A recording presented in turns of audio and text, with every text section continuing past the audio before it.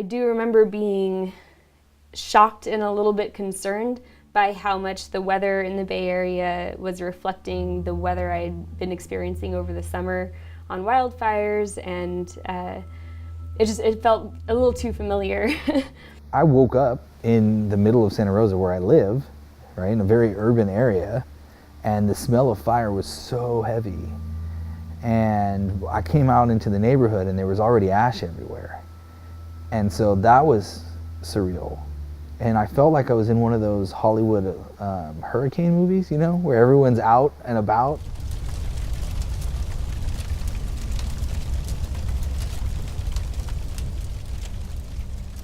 It was very, very windy. Branches are falling down. It was difficult to sleep, I remember that. And then my wife woke me up and said, you gotta get up, we have to get out of the house. The neighborhood's on fire. It was difficult for us to know where to go first, where the priorities were, having no idea, was this the worst of it? Was there more? What else was burning? You never knew who else would be showing up, and you didn't know if you were gonna get help. And it was a little bit like the Wild West out there in the beginning.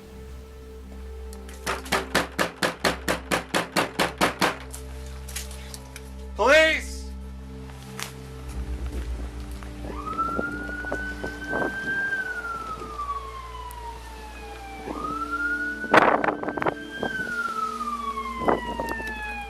So I got up, and sure enough, the fire at that point was in the backyard of the home across the street from us.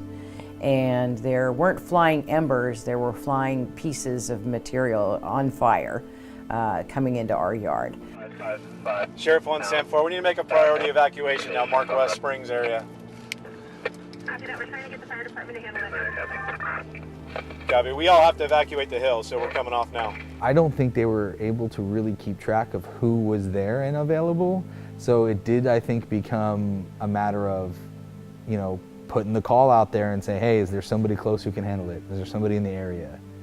And, you know, no fault to them. I don't know if there even is a system in place to keep track of that many engines with that many calls in such a small area. I had been kind of trying to figure out how I could plug in. I didn't have my crew with me. I was just this lonely, by herself firefighter. I didn't really know how I could be of help, but as soon as I got that phone call saying, basically inviting me in to do what I could, I was ready to go. I smelled smoke. I looked out my front door and I saw a glow, which I thought was in Rincon Valley. And I kept an eye on it, and it kept getting bigger and bigger. And I decided to go find out exactly where it was. We drove about 3 blocks down the road, stopped, got out, watched, thought, okay, there goes the house, and we need to get out of here. And the first thing that occurred to me was, I have to go to work. As we started driving up Highway 12 toward the preserve, we saw power poles on fire all around us, and that's kind of when I think we both realized that we were heading into something different from what we had initially thought. And as we got to the top of the driveway, found that a group of the buildings had already burned down, including my coworker who was in the car with me, her family home fully engulfed in flames at the moment.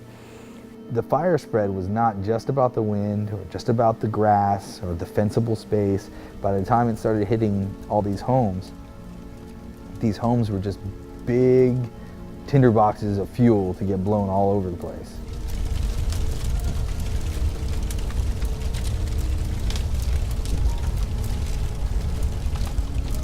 I could hear the lack of breathing in the engine, everyone holding their breath, and the shock of not only the enormity of the incident we were going to, but also the impact of this is my hometown. And then as we got closer into town, just the chaos, I mean, and you were watching people running away. You saw people running towards it to check on their loved ones. Kaiser was being evacuated. Oh, thank you guys. No problem. They're gonna take you to someplace safe here. Yep, right in the bus, ma'am. So I made it all the way up to the top, to my mom's facility, because she was a resident at Villa Capri. And when I walked in, there were 3 employees standing there talking amongst each other. There were approximately 14 or 15 residents in the lobby. That they did not have an evacuation plan. The manager was not on site. They had talked to her 45 minutes prior to me getting there. I could have left. I could have taken my mother and thrown her in my Jeep and just drove down the hill. But there was no way I could leave all those people up there. I just knew that I wasn't going to be home for days. But I mean, there's nothing, I never could have imagined or guessed how bad it was actually going to be. I was surprised that anybody made it here before me. And of course, at that time, I didn't realize how many others had been or would be evacuated. So yeah, when I saw Mike DeWalt, you know, there was a strange sense of familiarity and raised consciousness. Okay, he's already in here. He's getting information about the severity of this situation. But we weren't here together for more than 10 or 15 minutes. And I just looked at him and I said, "Are you ready?" And we went on the air. So it was just after midnight on Monday the 9th that we went on the air. So I was handed a set of master keys, a radio, walkie-talkie, and a flashlight. And I took my mom's side of the building by myself and managed to get that whole wing cleared. And my mother was the last person on my list, only because I knew that if I grabbed her first, I probably wouldn't be able to stick around any longer. So she was my rock. She allowed me to go through with it and get those people downstairs. Once we got everybody downstairs, there were no employees left. They had all gone somewhere. I just looked at that and I thought, this is insane. This is insane. The fire is right there outside of her window. My mother kept encouraging me. "You're doing great, Missy. You're doing wonderful. Keep it up. Don't worry about me. I'm fine. Just keep going." When it came to my mom's turn, because she was the last on my list, I called on the radio because she's wheelchair bound, and I got no response. Okay.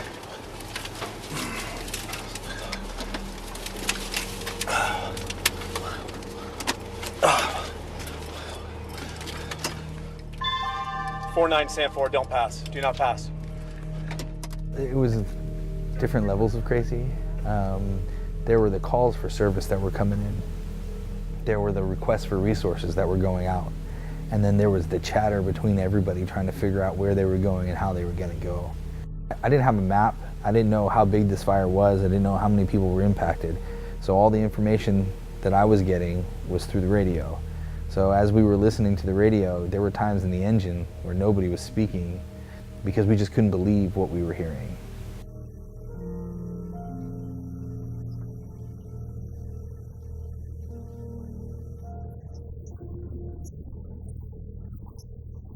I never want to go through anything like that again. That was horrible, horrendous. But when I saw all those people helpless, with no way to get out of that building, I could not leave them. Everybody keeps saying that I'm some sort of hero, but I don't look at it that way. I look at it as common compassion.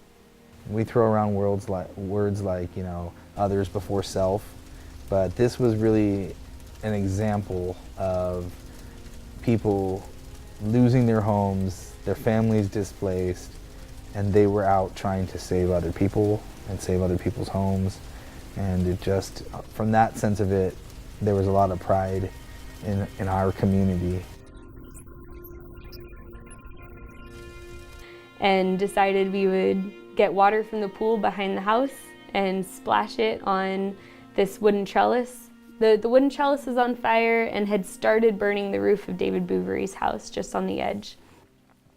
And something I came to learn later is that the fire department had swung by, sprayed down David Bouvery's house as everything else around it was burning, and then left. And so that was a critical piece because it had bought us time to return and actually ultimately save the structure. Otherwise it would have been gone by then, I'm certain.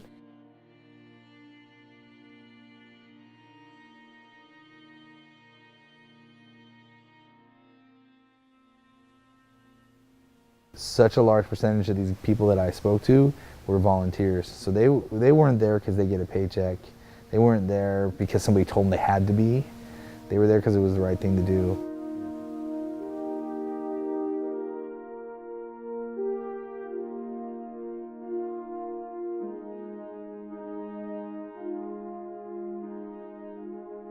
The police sent me away because I had a whole car full of people. And I told them I wasn't going to leave without my mother.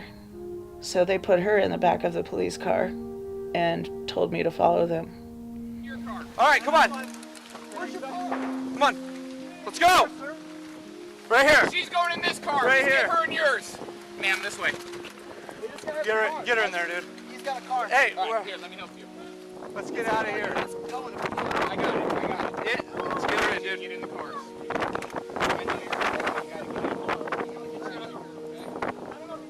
Then after we put together the Day of Remembrance at Santa Rosa Junior College, and a woman came up to me, and she had her son with her, looked to be maybe 7 or 8 years old, and she introduced me to him, and she looked at him and she said, "Tom, I want you to meet the woman who saved our lives." And I'll take that with me for the rest of mine.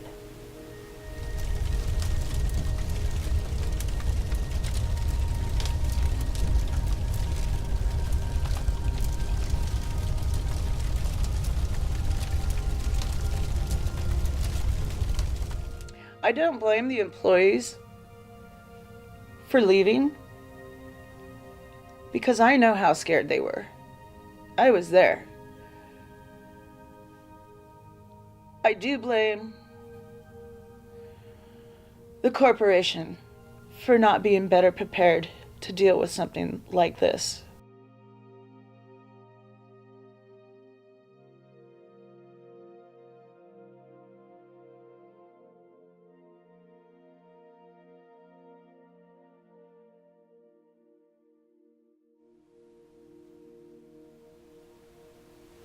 One of the things that will come out of this is the idea that fire prevention matters, pre-planning matters, emergency management matters, and not just to have those divisions, but what are they doing and how does that work in the bigger picture, you know? And as populations grow through California, we're going to see more and more accidental fires all the time. And unless we can kind of program into every single person's mind that fire will happen and it has a really ecologically valuable role to play if it's in the right place and at the right time, and that we can have some control over how that happens, I think we can get a lot further, a lot faster than this knowledge being held in a small group of people's heads and the management being limited to the kind of government agencies and all of this.